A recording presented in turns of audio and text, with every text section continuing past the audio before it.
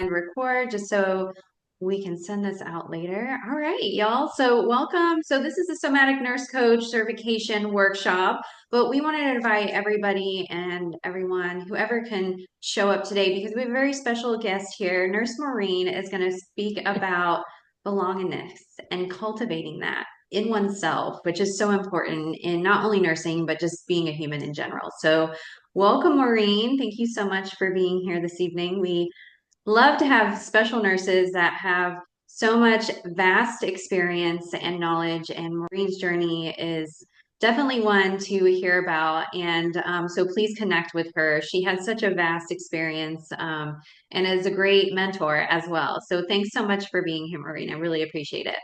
Oh, thanks for inviting me. It is absolutely my pleasure. And as people are coming in, if you have access to a keyboard, you can just sort of put in the chat where you're joining us from. That would be great. I always like to see where people are coming from. So if you're driving, don't just, you can just listen. You don't put yourself in an unsafe situation, but just kind of I'm sorry. My driveway. I'm sitting in my driveway. I just got home from work. Aw. Well, Well, that's good. Well, welcome. hopefully we'll help you pass the time on that drive home. So, as Emily said, the topic is belongingness, and that is one of my very favorite things to talk about for a couple of reasons. But one, because I think, as we can all agree, right now there's a nursing workforce crisis going on, and and has been for some time now. And I think the root cause of that is really a profound sense of disconnect. And so organizations are disconnected from their purpose and mission of healing and serving, and kind of doubling down on metrics that don't make sense to a lot of nurses. A lot of nurses feel disconnected from the leadership. They feel disconnected from their peers, sometimes their patients, sometimes themselves. And so I think there's a lot of disconnect going around. And to me, belongingness is a way back to connection. And connection, of course, is a way back to kind of getting us unified and getting our healthcare system back to good. And so that's why I really like this topic, and I think it's very timely. And so I'll give you just a little bit about me, so you kind of know who's talking to you. So I was raised in Massachusetts, but have moved around a lot. And so right now I am joining you from Wilmington, North Carolina. So I'm living at the beach, which is my happy place because I have discovered that when you can see dolphins and pelicans, you cannot be unhappy. And so just, love living here right now. Um, I've been a nurse for over 40 years and in many different roles. Everything, most of it was in direct patient care, but I've been in education. I'm a nurse scientist, and so I've done many things in many different settings: home care, acute care, community hospital, large academic medical center. So you name it, and I've sort of done it. And my recently transitioned to coaching. And so my vision for myself as a coach is to use my compassion, connectedness, and wisdom to inspire and support purpose-driven, service-oriented healthcare providers and leaders to achieve personal and professional success as they define it, the caveat being without sacrificing their own well-being in the process. And my why is because my nursing career has been a source of incredible joy and meaning to me, because it fit into my life so beautifully. And I have this, big and wonderful life. And so I know that that is possible. And I really, really deeply, with all my heart, want that for my nursing colleagues and the nurses to be, because we can have it. And I want us to get back to that. And I want that to be our legacy. Those of us that are kind of on the way out of our careers, I want that to be our legacy for this next generation coming up. So that's my why. My intention for our time together here is I would like to co-create a space in which we inspire, inform, celebrate, and support each other as we explore this topic of belongingness. Now, I am an educator, so there has to be some objectives to any kind of talk. And so I like to call them takeaways because it makes it seem a little less formal. So two things I would love for you to take away is a working understanding of belongingness, meaning I'd like you to be able to take this concept and what you've learned about it and apply it in your own work and life. And then I'd like you to walk away with some concrete strategies that you think about, ways that you can nurture that sense of belongingness in yourself and in other people. And I know Emily has put a handout, so I pulled together a handout, just a PDF, a few pages of the sort of the main points. And so nobody has to worry about writing anything down. I don't say anything that is so genius that needs to be captured. So you can have that handout for yourselves to refer to, later on, and just be in the space, just kind of relax, and enjoy the lovely energy that's here. And so, if we had just a very small group, I don't know how many are with us all together, Emily. Oops, I think you're muted. We have 5 total right now. Okay, great. Well, Yeah. if we have only five, what I would love to do is for you to all take a turn, to just take a few moments to think about what is your dream or your vision for yourself. Either, if you're about to become a somatic nurse coach, you can go with that vision. But if you're doing something else, what is your dream and your vision for yourself?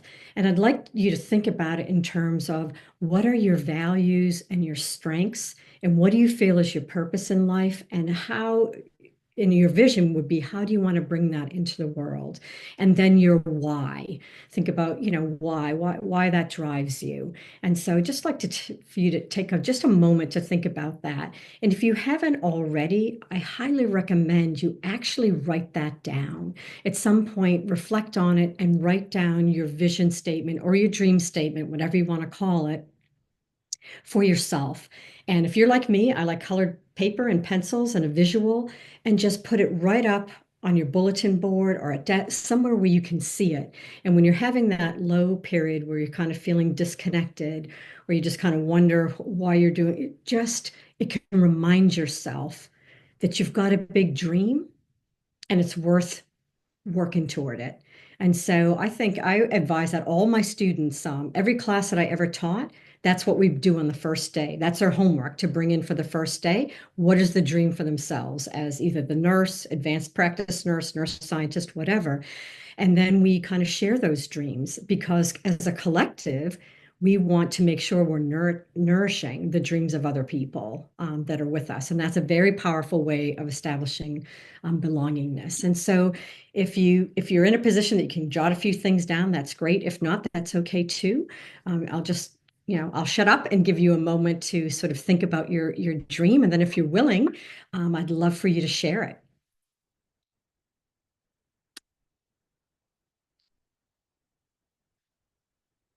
And I'm just going to turn on my fan. We cranked on the heat because we're having unusually cool weather, but now it's very warm in here. So I'll just turn my fan on.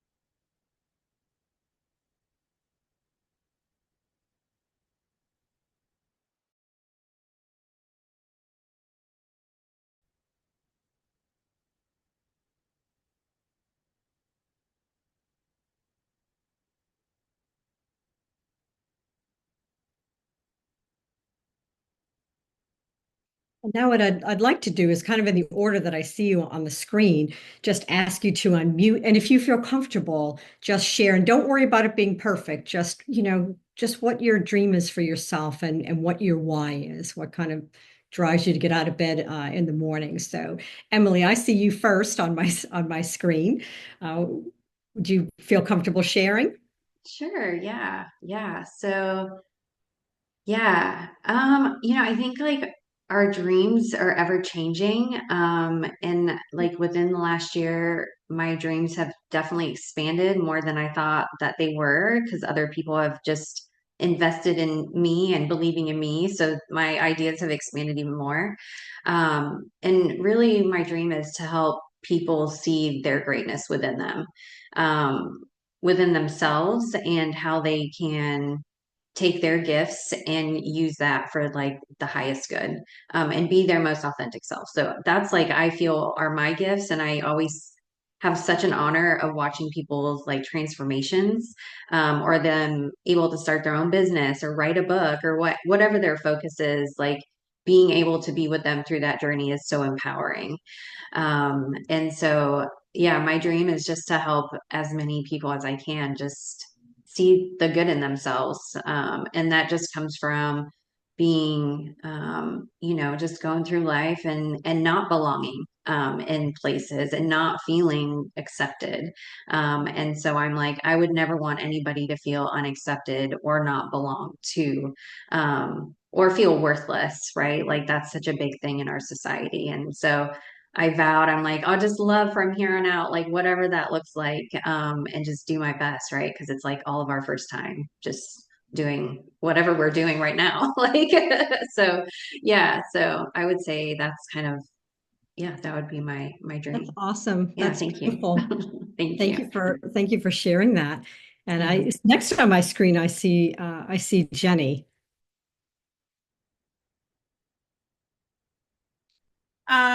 For me, it is connecting with others and helping them figure out how to do the things that they love to do, how to work and live lives that are meaningful and purposeful without sacrificing their own well-being. I love that. I love that. And what's your why? Um, my mom. Um, so to have other people not go through what I went through because of her death and what she went through because she gave to everybody but herself. Oh, that is a very powerful why right there, isn't it? Thank you so much for sharing that. And Anne, are you able to unmute and share? Yes, thank you for having me. I really appreciate being here. And hi, Jen. I met you on another call. That's so fun. I love the nursing community. I'm a nursing And we consultant. love you too. Thank you. And that's exactly my point here is my why is to love and to serve as many people as possible because we're all here and we all should and like we should all be together. And I'm such a like sap like that. Like my Clifton strengths was like unity. That was my number one when I was in college. And I was a psych major. So I want to help people help each other and be in that community. And what keeps me going every day, like, so I call and talk to nurses every single day to try to get them jobs as a consultant. And the opportunity to know someone and to help them do what they love, to go help save lives, like that is so meaningful to me. It's just being there and knowing I'm not alone in this and you don't have to be either. Oh, that's awesome. That's beautiful. Thank you so much, Anne, for sharing and for the work that you do on behalf of nurses. And how about Jen? Hey guys, so my dream is to really just help decrease the amount of trauma that nursing brings with it, and kind of sharing stories along the way and having us talk to each other and talk to others about what's going on in nursing and not kind of have us be silent and in the background and nobody really know what we do. And my why is selfishly me. The first 5 years of my career absolutely sucked. And if I could help anybody avoid any moment of that, um, that would make me so happy and make it all worthwhile. So that's my why. That's a big why. Well, thank you so much, all of you, for sharing that. I mean, one of the things too, when you kind of trying to establish a sense of belongingness, there's something about hearing someone else's dream and their why that really helps you connect to that person on a very deep level. And you can't help it. You find yourself sending out intention into the universe for their dreams to be realized. And the being asked to share something so personal as, your dream for yourself and why, there's something about that creates that sense of belongingness. And so that's one of the reasons I do that. is it helps illustrate that sort of concept, and just one easy way, just simply asking somebody something about themselves and creating a space where they feel welcome to share it is a very powerful way of connecting. And so that's a kind of a nice segue into some key concepts and terms. And so I want to start obviously with belongingness.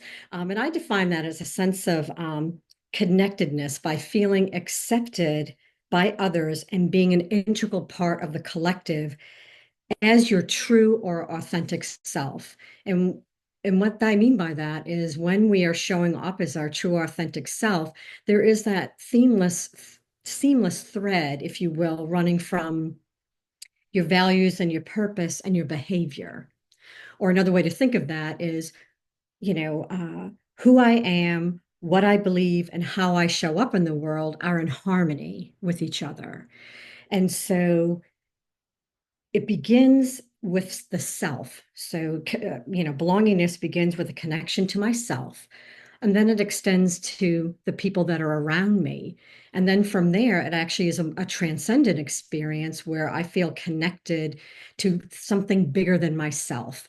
And so I think of it as almost like picture a pond where you throw a stone in and you see the ripples go out. I think of it like that. And so that's why belongingness is so powerful, because it's all about relationships and begins with the relationship to the self. And so any relationship that is, sort of purpose driven, whether it's relationship person to self, nurse to patient, nurse to colleague, leaders to team, organization to community, these relationships are the metaphorical vessels in which healing, growth, transformation, or learning take place. And so uh, those kind of relationships require, among other things, a sense of belongingness. And so when we think about how these things are, related, when we experience a sense of belongingness, we show up at a higher energy level. And so I'm going to get just a little coachy with you, for a minute. I'm a core energy coach, and so we think in terms of energy, but you can also think of energy as like a mindset. And so there are some low energy frequencies. So if I'm showing up with an attitude or a mindset of no matter what I do, it's never going to be good enough, or the weight of the world is on my shoulders, or everyone's out to get me. That is a very low frequency energy because it drains you. Another low frequency energy would be sort of a conflict. It's me against the world. I have to just kick and punch and fight my way through everything, and I'm not going down without a fight. So you need to lose in order for me to win. Again, that's a very draining kind of energy. And another example, which I think a lot of women, care providers, whether you're a nurse or any other kind of caring person, can relate to, is a people that go right into their headspace. So we rationalize, we feel things, and I call it getting poked. You're getting poked in the heart or you're getting poked in the spirit, and you just tamp that down. And you go right to the headspace and you talk yourself out of it. You push your feelings aside, you roll your sleeves up, and you power through. But we know as human beings that none of those energy levels are sustainable in the long run, because they just really drain us, and they put us in a state of dis-ease, right? Which then is going to lead to disease. And so if we show up though with a mindset or an orientation to the world of there's opportunity everywhere, even, what feels like a failure is just an opportunity to learn. Everybody around me has potential. I can create a win-win. I feel a sense of gratitude. I feel a sense of connection with other people. You can see that your energy level is just higher. And it kind of reinforces itself. And when you show up that way, people are drawn to it. Like most of us, if you meet someone or you're working with someone who just is so, and not false positive, right? Just genuine. And they're just showing up as themselves and they're doing their best. And you want to be, you're like, hey, I want some of that. You just want to be with a person like that. And so because they feel safe, all of a sudden they're like, oh, I trust this person. I feel calm. I feel safe with this person.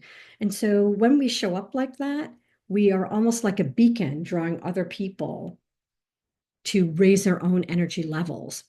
And so when two people that are in that situation are in relationship with each other, the energy level is raised. So that relationship, that metaphorical vessel is strengthened. And you dramatically increase the likelihood that learning, healing, growth is going to take place because you have created that metaphorical space in which it can happen. And so you might wonder, well, what does this have to do with somatic nurse coaching or nursing in general, or even being a human being in general? Well, I think because connectedness is both intrapersonal and interpersonal. So at the interpersonal level, despite what the biomedical model might tell us, we are not a series of disconnected physiological processes, and nor can you divide somebody up into body, mind, heart space, or spirit. It's all connected, as we know. And so we are actually sentient spiritual beings that are having a human body experience. So our bodies are actually the containers, if you will, for everything, for all of our thoughts and our feelings. And it's also the conduit, how the external world gets inside me and how myself gets expressed into the external world. And so the body keeps score, right? So if we are not in good shape, whether it's mentally, emotionally, psychologically, spiritually, it is going to show up in the body. And so it is really incumbent upon us, if we want to serve with intention, if we want to live our dreams, then we have to keep ourselves first and foremost in good shape, because that's where the interpersonal comes, right? So if I am instrument, myself is instrument in the relationship, then I have to keep my instrument in the best shape possible. And so I think that's really what somatic nurse coaches are trying to do, right? They're trying to tap into the other person's inner healing, inner healer, and kind of bring that out. That's what we're trying to do as teachers, right? We're trying to help the person tap into the learner that they really are. So I think of myself as almost like, I imagine myself like walking alongside people with a tool kit, and I just hand them the tools or give them the guidance and let them chip away at what is already inside themselves.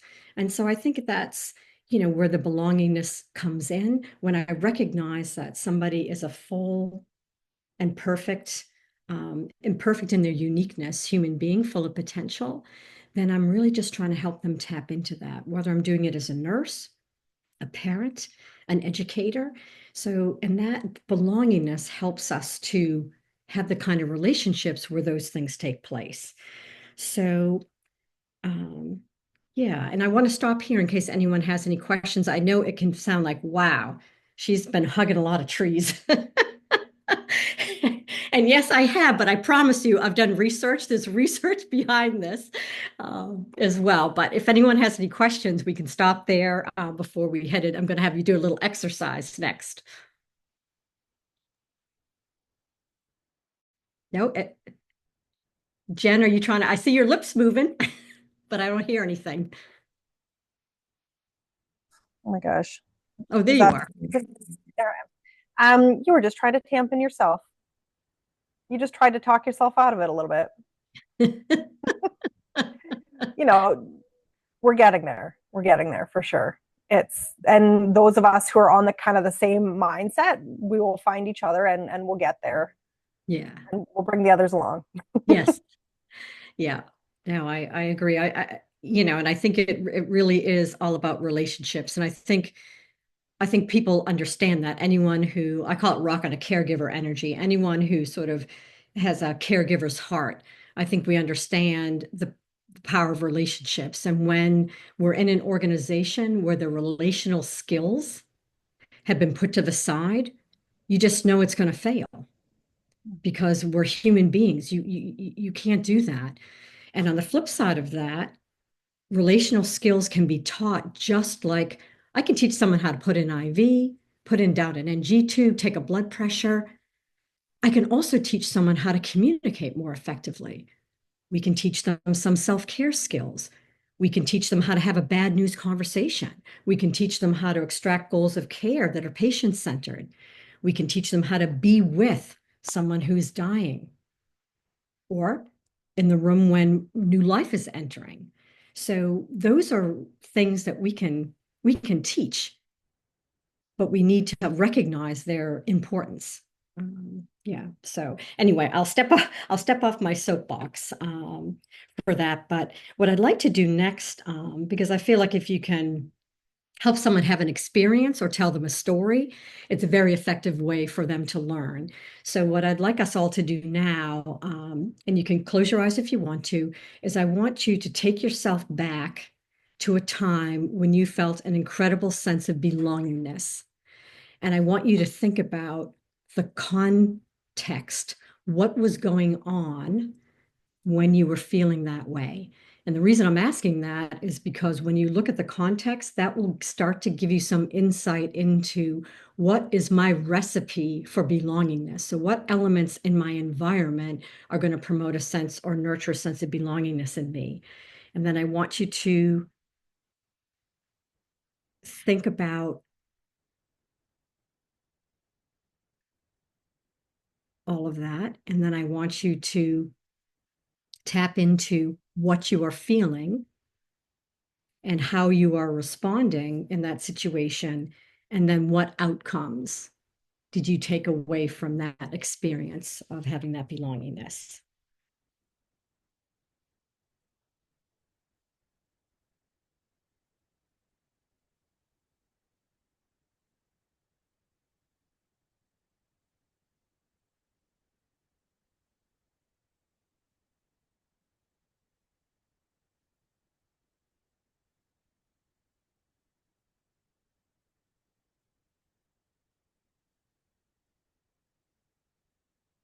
And again, no pressure, but I would love it if people felt like they could share a little bit about that. Either, tell us about the context or how you felt or what your takeaways were, whatever you feel comfortable with. Anybody feel brave? Otherwise, I'm gonna share my stories. They're gonna be a lot less interesting to me than yours.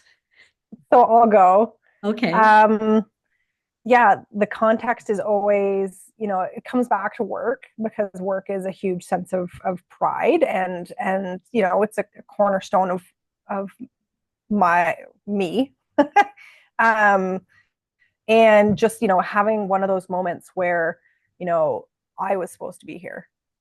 I was the one who got that IV, or I was the one who recognized that person was deteriorating, or I caught something that maybe somebody else wouldn't have, or I had a moment to talk to somebody and got more history than we normally would get, and that changed the care plan for everything. And it's in those moments of you take a step away, you're like, I was 100% supposed to be here. you know did I pick up the shift? Yes, I did I want to? No. But sure enough, right place, right time, this was it. And it's always a culmination of teaching and knowledge and being needed, and that kind of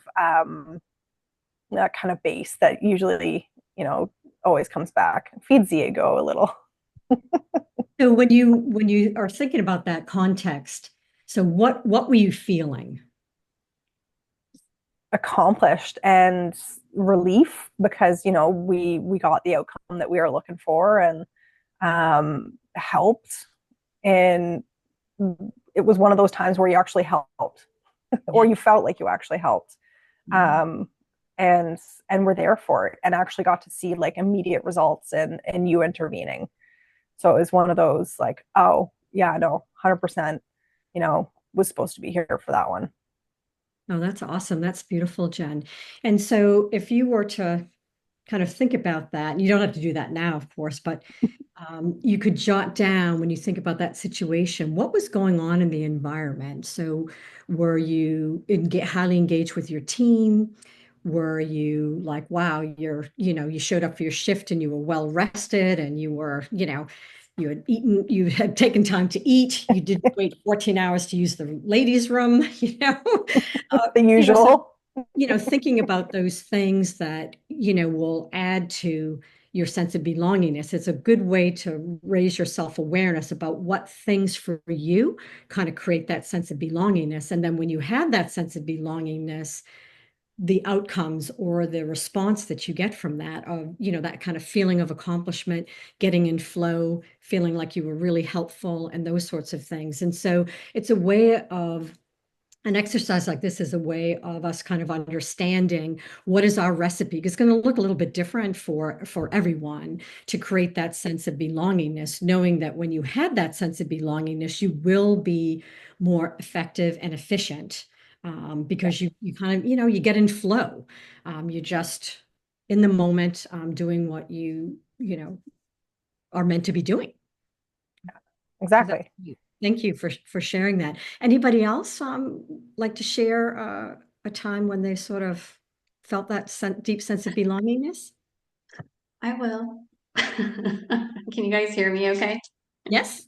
All right. So it had me thinking when you were speaking about just like belongingness over my whole life and just kind of coming from an observation viewpoint. And I think much of my life I relied on like external validation of belonging. So trying to be accepted into friend groups, trying to be accepted into sororities, trying to be accepted into nursing specialties that I had no business being into, but I kept trying to fit into it because I thought it was where I was supposed to be because other people were like, you should be an ER nurse because you are a medic, or you should do this. And I was like, yes, I should, because I don't know who I am yet and I haven't done any work whatsoever. So yes, please tell me what to do. So a lot of my life's like been directed by others until I hit a pivotal point in my life and went down a deep dark hole and was able to find the resources to come out of that hole, and through that found myself and realized like I have to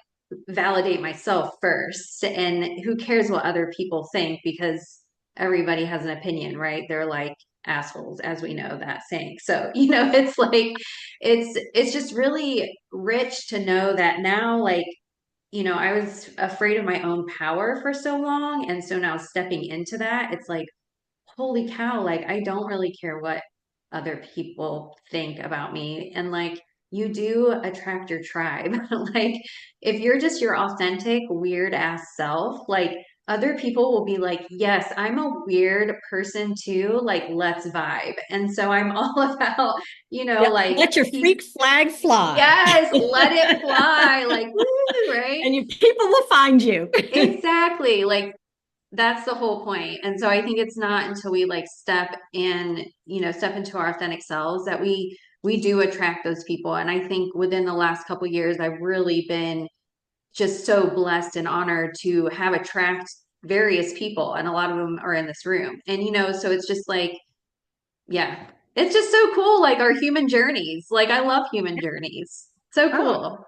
absolutely. Absolutely. No, Thank you. thank you for sharing that. So, you kind of know now what you need to feel that sense of belongingness. And so that's one way of caring for yourself is you make sure that you are in situations or in relationships with people where that comes first and foremost for you. So, anybody else feel like they'd like to share? No pressure if you want to. Can I And go? Thank you. Thank you for making space for all of us. I really appreciate this. Mine is interesting because like I'm only 23. So a lot of my experiences are kind of almost closer to childhood than adulthood. Sometimes I feel like I'm a big 8-year-old. I'm like, I don't know what I'm doing. But you I'm know from what? New We're all Jersey. big 8-year-olds. I'm Yeah, 62. thank I'm you. still, rocking an 8-year-old mindset I love sometimes. that. I love that, as we should. So I grew up in Jersey, and there's a state park. This is the Palisades Interstate Parkway. And it's like this beautiful stretch of like mountains and cliff face, and right across from like very industrial New York City. And I used to go there to hike, and there was a camp that I used to go to. And I ended up working at this camp like every summer for the last like 7 or 8 years.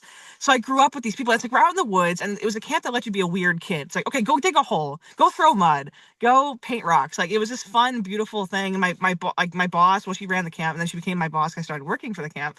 Her name's Christina. Like she was kind of like my mentor through all of that. And I remember 2 summers ago, I was counseling. I was camp manager actually for these kids, from like anywhere from like ages 6 to 13. And I always felt like I was like the weird kid, or like I wasn't good at things, or I didn't know how to deal with kids now. Why am I working this job?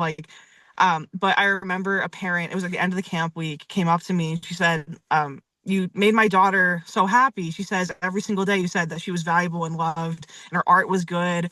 And like some of these kids picked up stuff from like their parents, or they'd hear things and then they'd repeat them. Like they'd be body shaming at 8 years old, but they don't know what that is. And I would be like, hey, like you are valid as you are.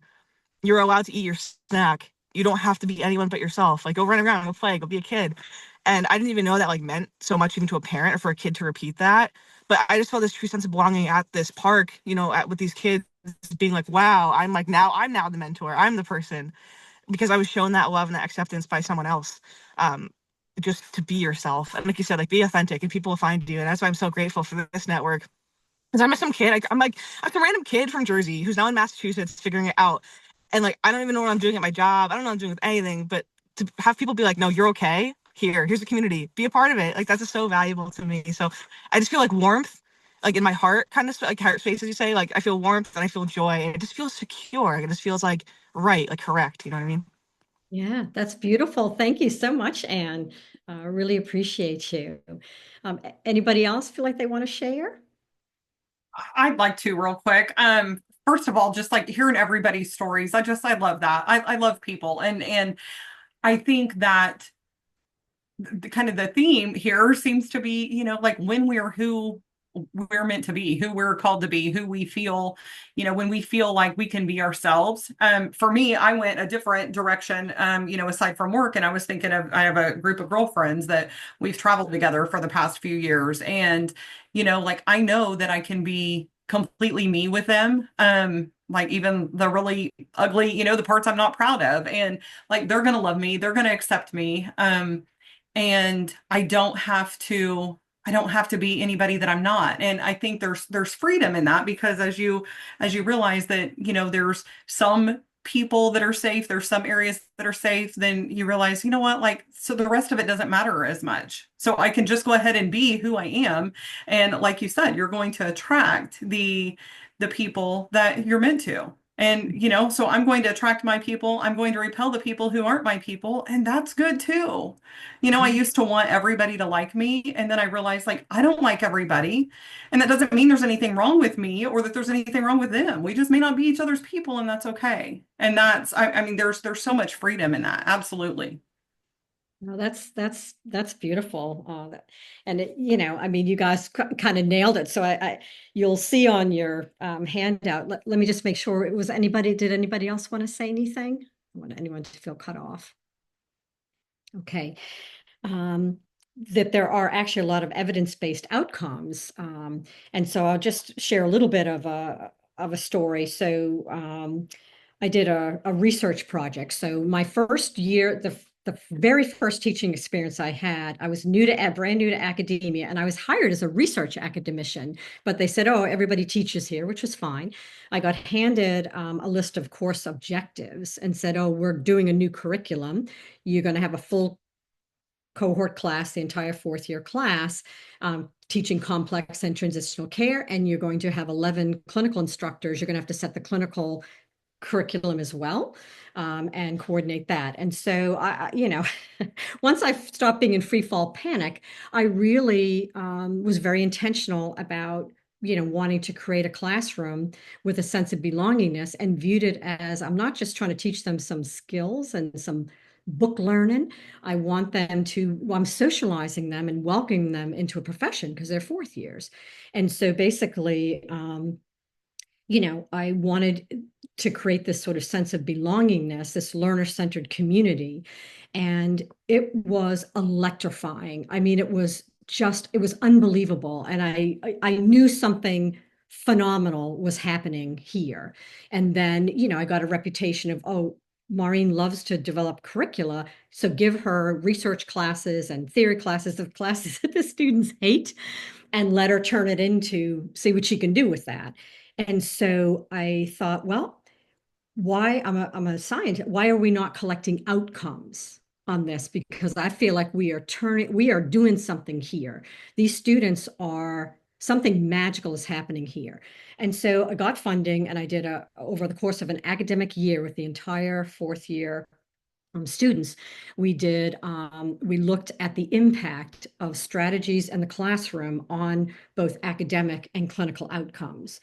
And the amazing thing was that the students, all these outcomes, cohesion, so they worked in teams, self-efficacy in the clinical and classroom settings, confidence, satisfaction with learning, their test scores, everything went up.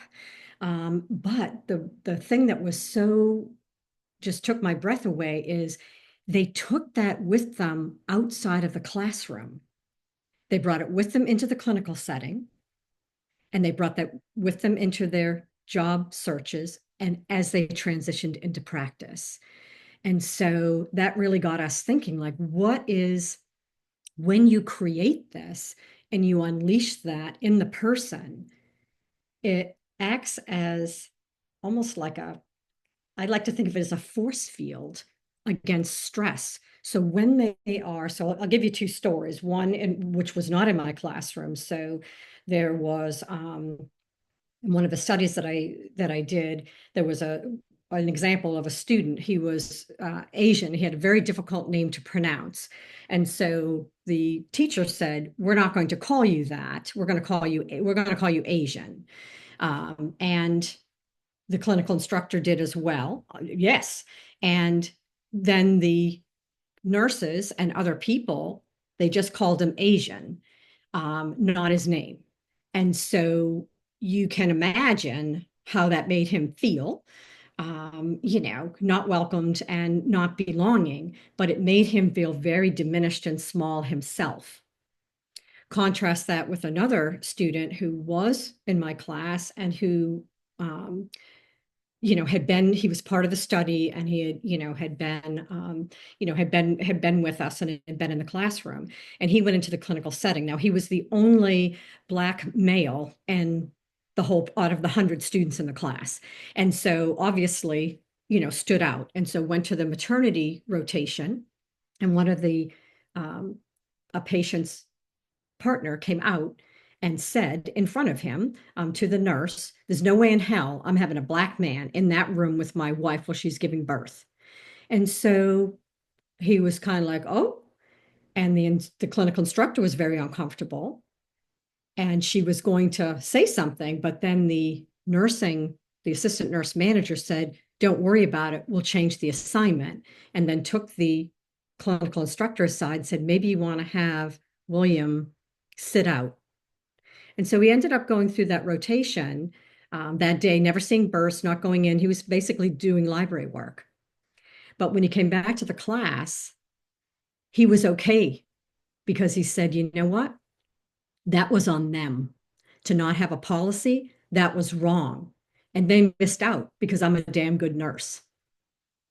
And so that was so meaningful to me as a teacher to see that because he had this sense of belongingness in the classroom and felt this self-confidence and felt sure in himself, he recognized that it was the environment and that culture on that unit and not him. And so that, as the teacher, that was for me the biggest takeaway, that if you can create that, it doesn't have to be a student, it can be a patient, right? Or anyone, that they matter to you, matters to them. And then when they have that sense of belongingness, it really does help them to weather some of the storms that they're coming across, out in life. So that was probably the biggest, kind of takeaway from that whole experience. And, you can't go back from that. And so before that, doing that research, I understood about relationships, and all of my research is in psychoeducational interventions, communication, decision making, meaning making, how patients make meaning of their illness, transitioning, death at or near end of life.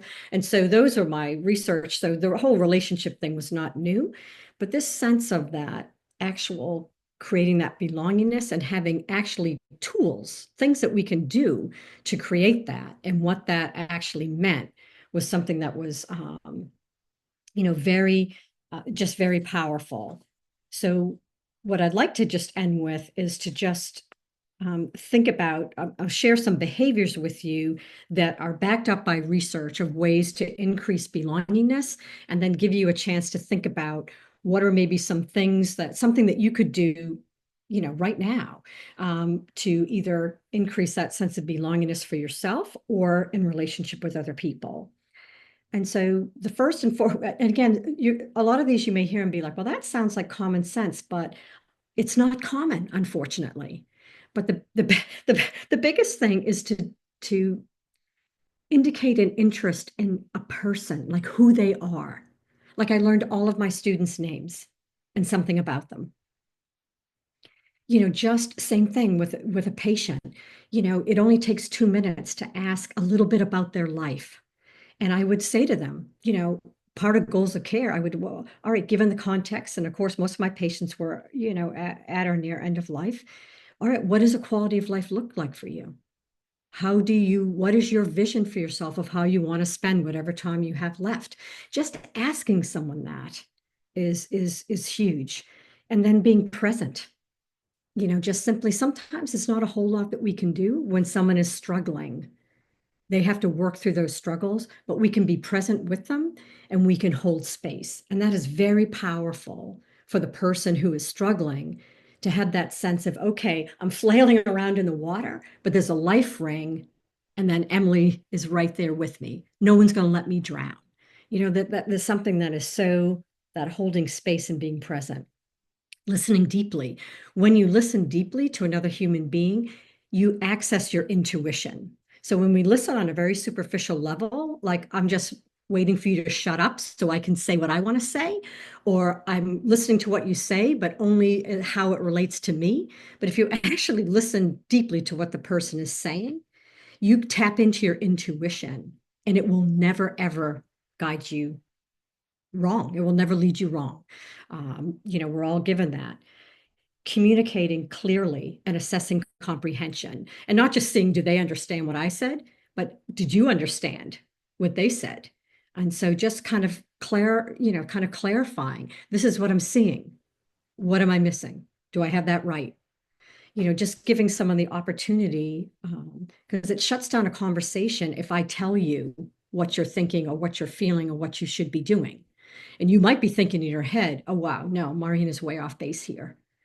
But you're not going to say that unless I invite you. Say, hey, this is my perception. This is what I'm seeing. What am I missing? For you to be able to say, oh, well, actually, this or that. And then ensuring accessibility to resources. So one of my pet peeves as a nurse was when the phrase low health literacy, because when you say that to a patient, what they hear is, she thinks I'm stupid.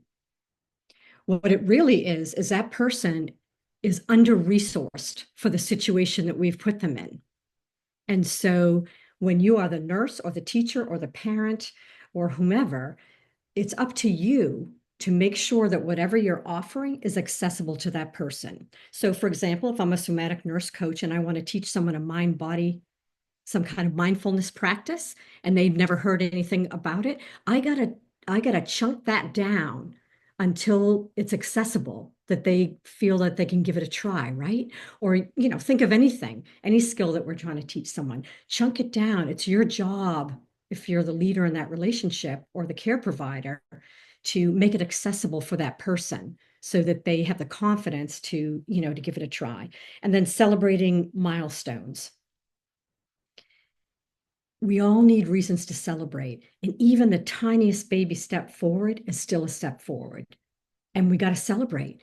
And as nurses, we don't celebrate. If someone says, "Oh," even think of if we can all have a situation when someone has been, oh, thank you so much. You're a lifesaver.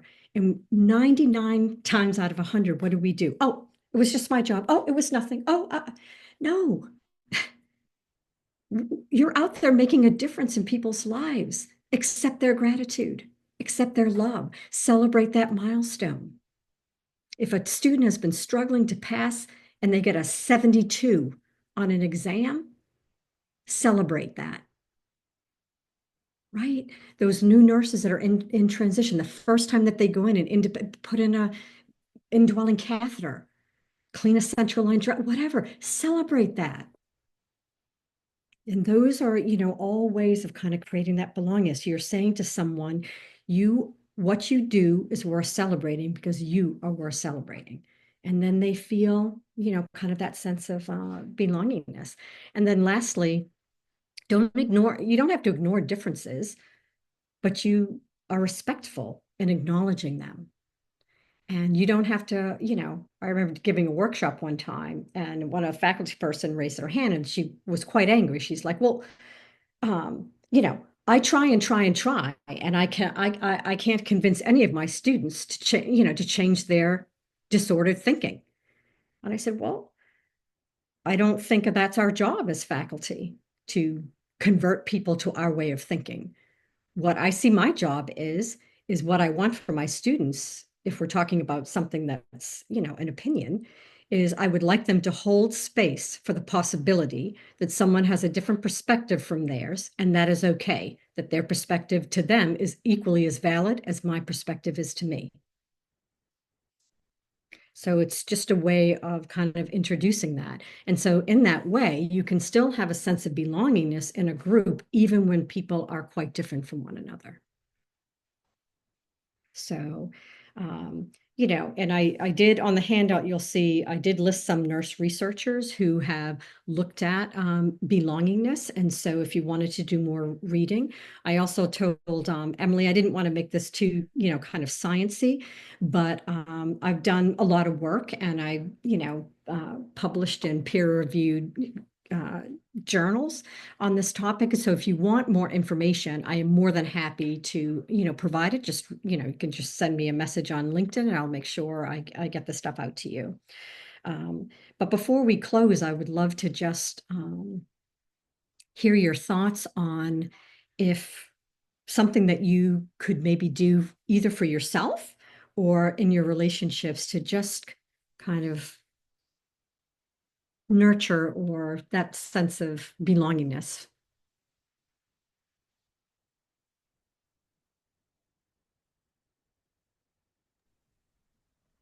I'm not quite sure. I think I will have to sit on it, but I do make it a point, and again, it might just be the Canadian, to say thank you a ton because we all know that we do not hear it enough or often or sometimes at all. So I make a point to just say thank you to people. And same with the kids. The kids know I'm like, if somebody's helped you, we say thank you. And that's, And that's just wonderful. Expressing gratitude is a way of acknowledging someone.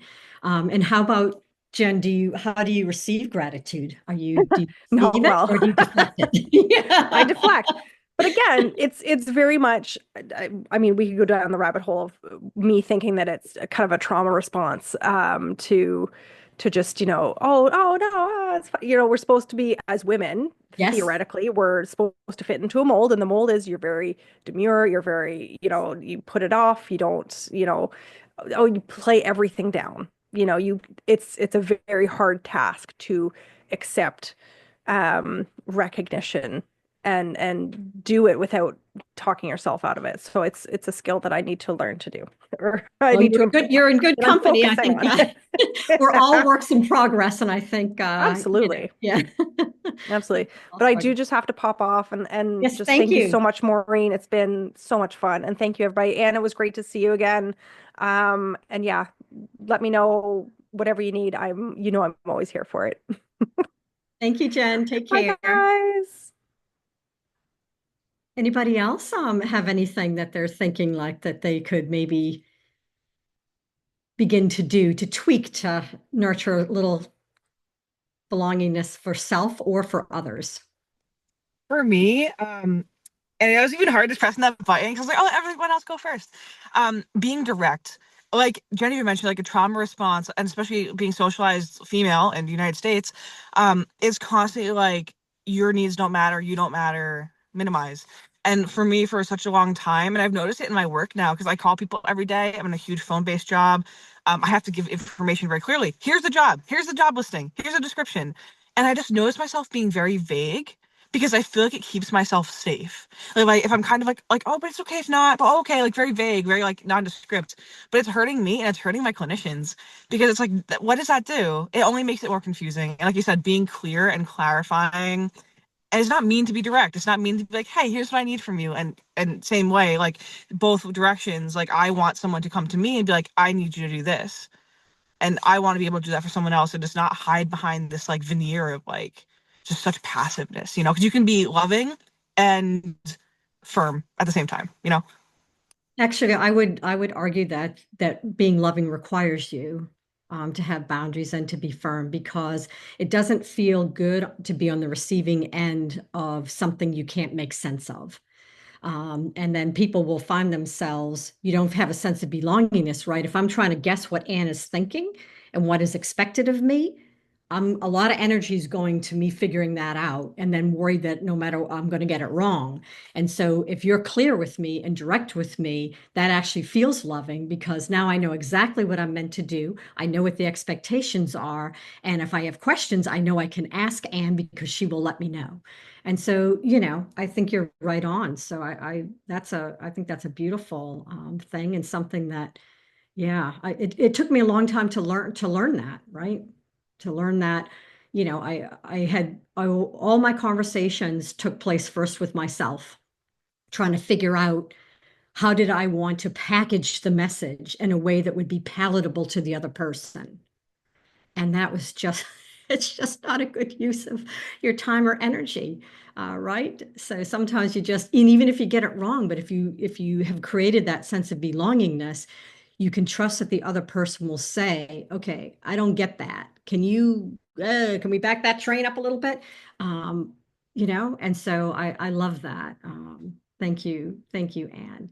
Um, Anybody else have something that they're thinking they'd like to give a try? Well, I was thinking earlier today, I went to a networking meeting and I presented there, and then afterwards the organizer of it, because this meeting's only been going on for a few months, and she said, this is exactly what I envisioned when I first came up with this idea, was like women sitting around and talking, and it not always being about business, but like all of these other things, and just being able to share ideas and then a little bit later, I was downstairs, I was in the bathroom, I was washing my hands, and I thought, you know what? Like there's so much of that connection that's needed. And I'm a chair yoga instructor, and I haven't really done a lot of that lately. And I'd been kind of thinking about it, but I'd kind of been putting it off. And I thought, I want to do a chatty chair yoga where we come together and do the chair yoga, but then we have that time to just talk and hang out and connect with each other. And I know you mentioned your strengths. My number one is connectedness. And like I love people. I like all of that part comes naturally to me, and just creating more spaces for holding space for each other. So yeah, that was just like a big confirmation of that's exactly what I need to add in. So thank you. Oh, I love that. That's wonderful. And I'm looking at the time, so I think we're just about out of time. So I just want to open it up if anyone has any final comments or thoughts or questions or whatever before we sign off. Yeah, I just want to say thank you. I appreciate you all being here. And Emily, as well, you sent me those resources. I will for sure open those. And this was just a blessing. I'm just so happy. And I'd love to be in community and have more conversations with you all, going forward. Thanks, Sam. We love having you here too. I'm deeply grateful to all of you. So the more spaces we can create, um, not just in nursing, but in our allies as well, where people can just really show up and know that they're welcome in the space. I think, that is, if we all start doing that in all the little corners where we show up, I mean, that we're on our path to healing our healthcare system. So thank you all. I'm very, very grateful. It really is a labor of love. I always liken it to someone asking to see pictures of my grandchild. When they ask you to talk about something that you love, you're like, well, thanks for asking. So that's kind of how I feel now. Thanks so much for asking, Emily, for me to come and talk. So that feels like, I feel very grateful for all of you and spending some time with you. So thank you, thank you, thank you. Yeah, Thank you. It was Yeah. great. Nice to meet you, Anne. I hadn't seen you. Maureen, we've talked on LinkedIn, and Yes. Carolyn, I don't know you, but but nice to be here with you. So thank you very much. Have a great evening. Yeah. Yeah. All Bye, right, friends. Thank you. bye guys. Have a good one. Good night. Good night, Emily. Thank you so much. Yeah, you're welcome.